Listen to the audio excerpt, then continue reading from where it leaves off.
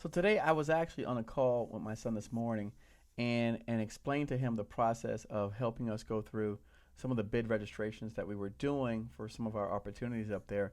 I ran across the Miami-Dade County website of contracts, and I was explaining to my son how I gave a presentation about 3 years ago down in Miami-Dade County discussing, and at the time we had just gone through a hurricane and there was these big disaster relief contracts coming out, and there were vendors who were getting all the work, and people were complaining about why aren't they divvying up the work and how come they didn't get opportunity and they have all the qualifications, et cetera, et cetera, et cetera.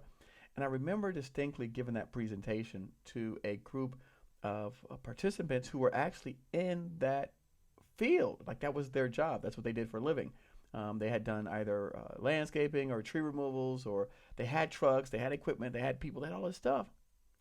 But why were they there complaining as opposed to capitalizing on opportunity? And it made me realize that this, 3 years ago when I gave the live presentation, today the information is still relevant because in explaining to my son the concepts, I ran across some of the same trends that happened 3, 4, 5 years ago that are happening today in 2020.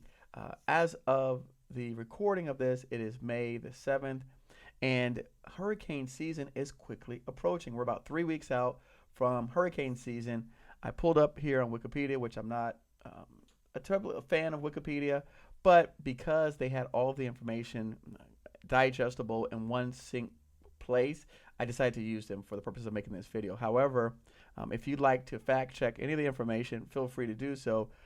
But as we can see, hurricane season starts June the 1st and it goes through November 30th. Well, we're May the 7th. So again, we're about 3 weeks out from that. Now, according to multiple sources that, again, the information was gathered from these different reports, and I don't know who they are, but history typically tends to repeat itself in the future. So if you look at the history, and if you're in South Florida and you've been an adult for the last 10, 12, 15 years, you've already witnessed or experienced a hurricane. So to say that that may not happen in the future is not really being truthful with yourself, and you're more delusional than anything else. But moving forward, for all of those people who are not delusional, who really do believe that in the future we're going to have more hurricanes, tornadoes, natural disasters, wildfires, etc., well, those are the people that I'm talking to that may, if they're in this arena and they're interested in contract opportunities, they may want to start preparing themselves today for future contract opportunities. Not wait until a storm comes or a hurricane comes to say, okay, I'm going to go out and get ready. The people who are getting ready, who are lining themselves up for these opportunities, did this way in advance. And that's the purpose of why we're sharing this video. So let's go back to some points here on this Wikipedia chart. They are anticipating predictions for the tropical activity 2020 season. Okay, anywhere between 15 to 8 to 22 named storms, anywhere from 7 to 11 hurricanes, and anywhere from 3 to 5 major hurricanes. Okay, again, these are all predictions. Now, what's interesting is, and how we got on this conversation, the topic, which is part of my presentation, was I was here on the Miami-Dade County website, and Miami-Dade County has these pre-qualification pool of contracts similar to probably your same local municipality, your same state, or even we have this in the federal arena, right? So we have IDIVs, we have IDVs, we have BPAs, we've got IDIQs, we've got all these different pool contracts, which is the government's way of putting a pot of funds together for activities which tend to repeat themselves. So again, I'm here and I'm explaining all this concept to my son, and I say, hey, by the way, let me just show you a couple that I know of in the past and some major big ones, right? And we scroll through the list and we look at basically some big contracts. And all the time, it never fails, right? Some of the biggest contracts, and you can look at them. I mean, if we just look down the list here, right, of like the sizes, the volume. When we were going through, I explained to him about the hurricane one. So we pulled it up and I showed him. I said, look, okay, here's hauling and disposal of emergency debris. This contract was issued in January 1st of 2019, so last year, and it runs through December 31st of 2023. The value is $90 million. Okay. Now, does anybody out there want to take a guess of how many people do they think are on this particular pool? Anybody out there? 20, 30, 50, 100, 1, 10? Like, any guesses? I'll wait.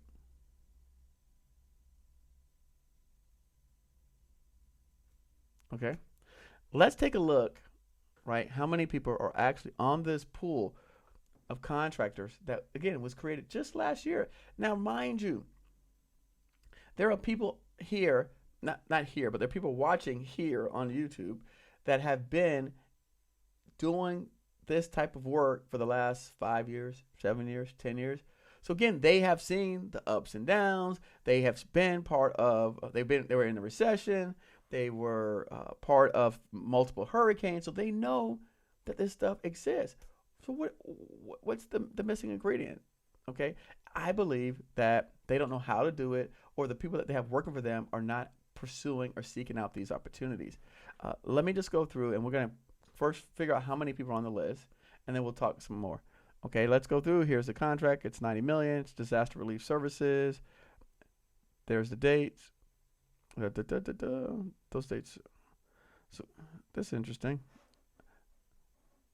I don't know what BCC date is, a DPM date, but I guess that's when they were anticipating it. But it says here, up here, the contract period.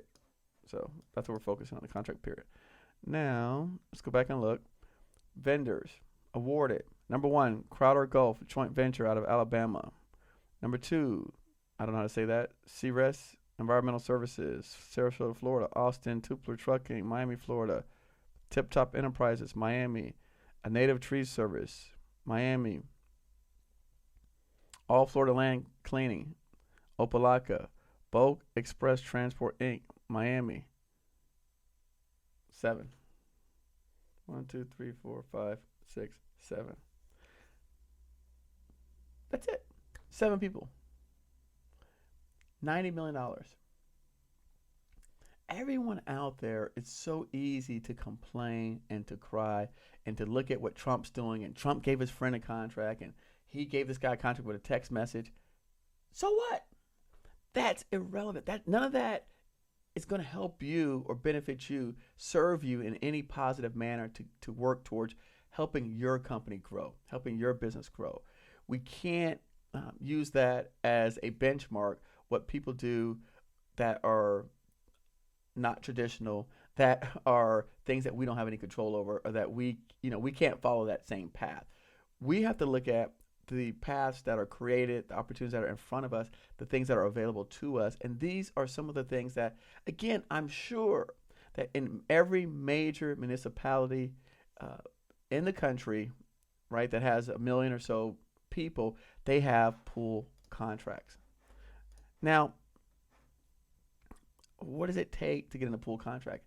If you are doing state work, local work, federal work, part of your homework is to research your industry and understand how do they buy the services.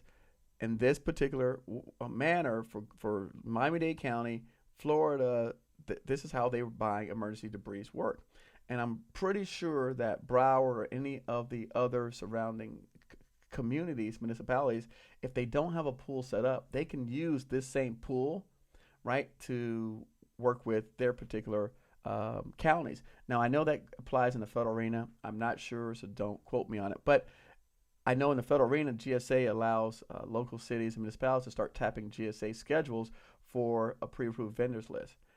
Now, the point of this is, if you haven't done this, your homework, and done the research, and figure out what it takes for you to get on one of these lists, whose fault is that? It's not my fault. Let's go one step further. And what I did, I want to show you guys something. You can actually, and this is a public website. There's no login required, no sign in. Anyone right now could go to miamidade.gov/procurement/contracts and see this list. You can look at pre-qualification pools. You can look at awarded contracts. I want to show something here because this is very interesting to me. Awarded county contracts, right? And I want to scroll down. take a look at this. Emergency push and clear debris removal, $330 million. I mean, even if you were deciding, hey, you know what? I'm starting a business today. Where are the opportunities at, right? And you said, I don't even know what business I'm going to start. I'm going to just see where it sticks. If you look at just on terms of dollars and cents, you can see here on awarded contracts where the money's being spent. So if we look at this entire list of awarded contracts, and I don't know the state range, but it looks like here the number $1 being spent is design, build, operation, maintenance, civil, and then right behind that you've got the emergency disaster relief at $330 million. So for me, again, it's a no-brainer. This is not even a math equation or math problem. So again, you have to ask yourself, why am I in this industry and I'm not on one of these lists? I know people right now that are doing janitorial businesses that tell me they don't have contracts, they don't have work. That doesn't make sense. That doesn't even compute in my head. When the entire nation, all of GSA and all of our buildings and all of the hospitals that we manage and we oversee are looking for janitorial services. So even if you clean schools or you clean hotels and you're sitting me telling me, well, Eric, there's no more hotels. The hotels are closed down, so I don't have any work. Are you freaking kidding me?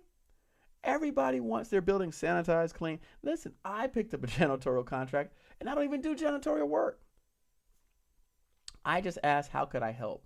And then people said, this is what we need right now. This is our immediate needs.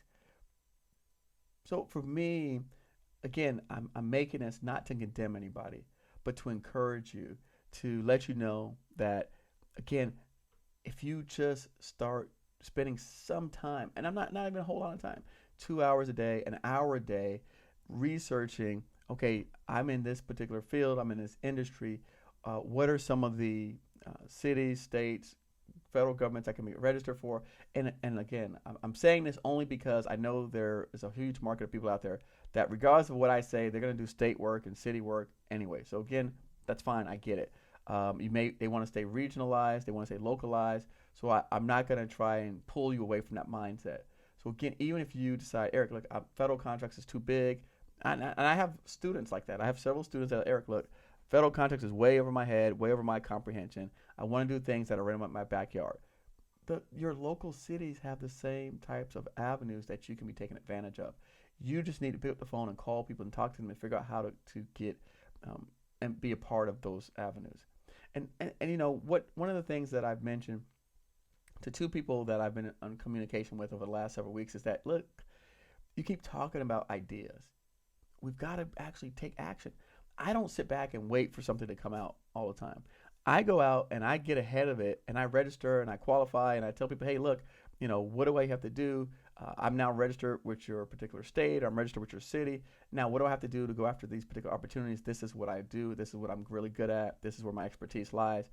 What do we have to do for that? I've even seen people create their own pools of in the federal arena at least. They've created their own IDVs for opportunities that fit what they did, their expertise. And one in particular example, I'm thinking about a flooring contract that a guy had the Air Force Base create just because they issued so many flooring contracts that he just suggested, why not create a pool for flooring work, right? And then only select a few companies that specialize in flooring, and then anytime you want to do a job that requires removal of floors, then, you know, they would participate. And so he had that done, and he pre-qualified along with two other companies, and then they basically did, I don't know, it was $20-30 million worth of flooring contracts. So this stuff exists, it's stuff that's out here, and I definitely want to share that with everyone today because something that I ran across this morning, I'm like, look, I gotta talk to people out there and let them know what's happening because again, what I'm seeing is that the cycle is repeating itself,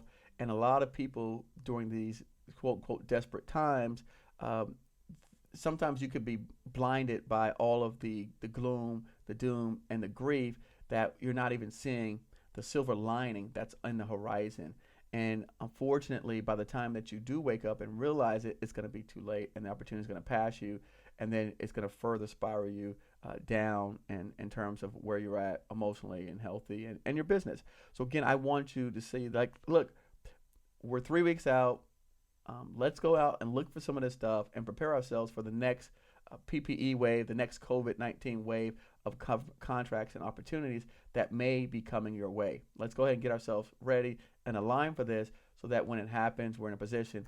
And you know what? You can just say thank you later. All right, guys. Hey, listen, thanks so much for watching today. Govcon Giants TV. Eric Coffie here. As always, it's been my pleasure. Stay healthy, stay safe.